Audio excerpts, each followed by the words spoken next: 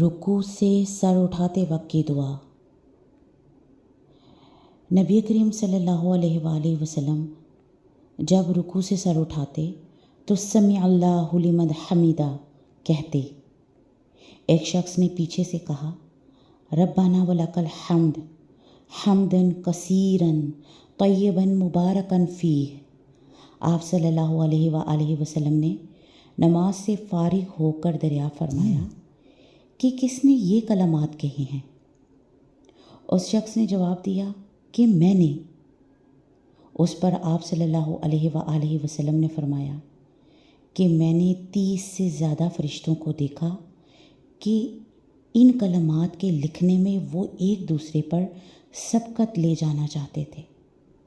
اس سے ان کلمات کی فضیلت ثابت ہوئی۔